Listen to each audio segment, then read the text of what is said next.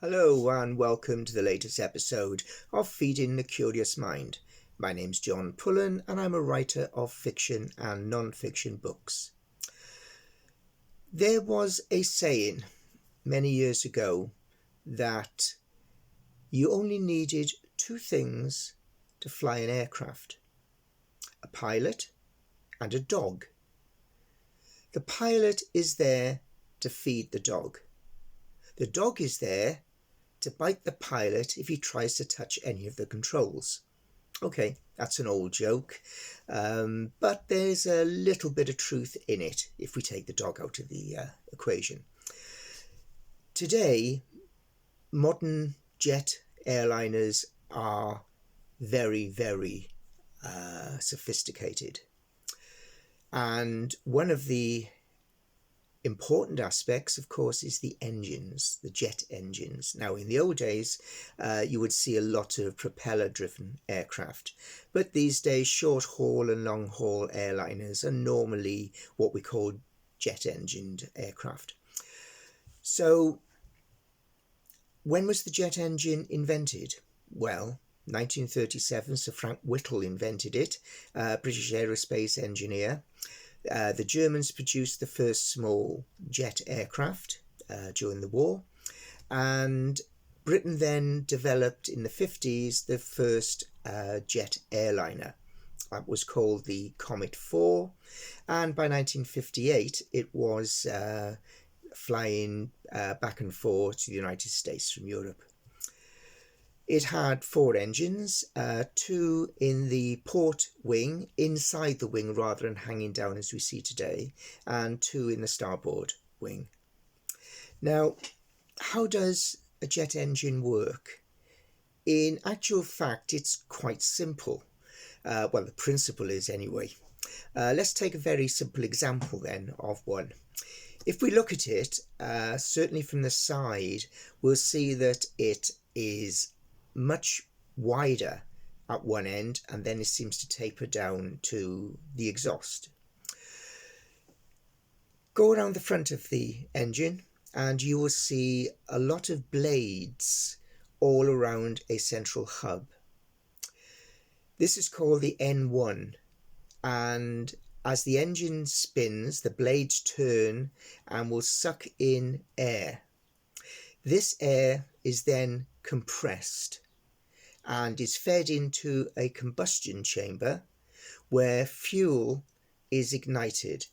It actually doesn't ignite, it burns, and it's kerosene, also known as Jet A1 fuel. At the same time, this burning air and fuel mixture can then power a turbine, which in turn can power the compressor. So we almost have a self-perpetuating system. Those gases, when burning, expand very, very quickly. And so when they're passed through the exhaust system, they come out of the exhaust system at extreme speed.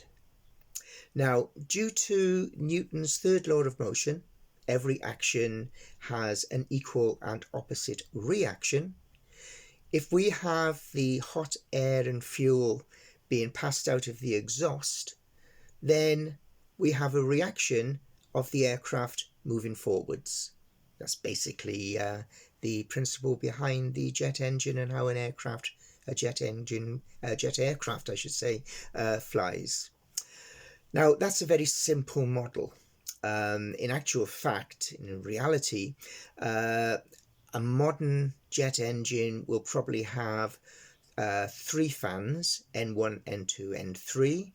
The N1 at the front, the big one we talked about, that will feed a low pressure compressor, but N2 and N3 further back will have high pressure compressors. The fuel that comes out these days, of course, air travel is looked on as being a factor in climate warming, global warming, climate change. What can we do to make it better? Well, we've done quite a bit actually, because many jet engines are called bypass engines.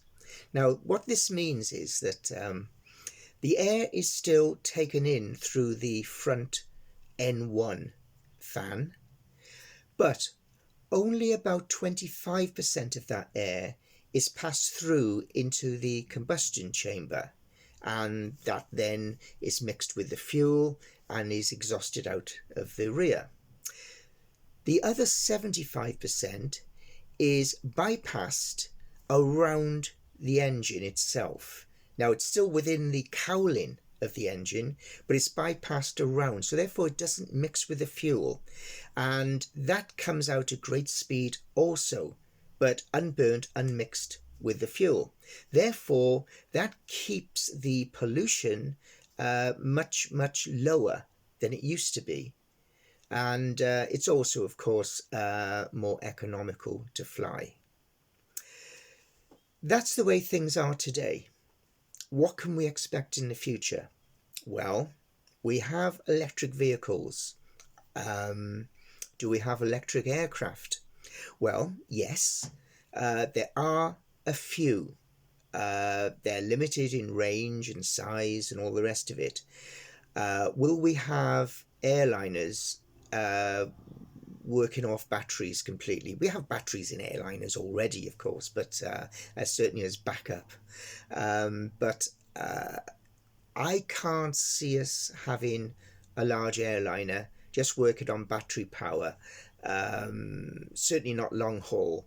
I can't really see this for several decades at the earliest. But who knows? We shall see.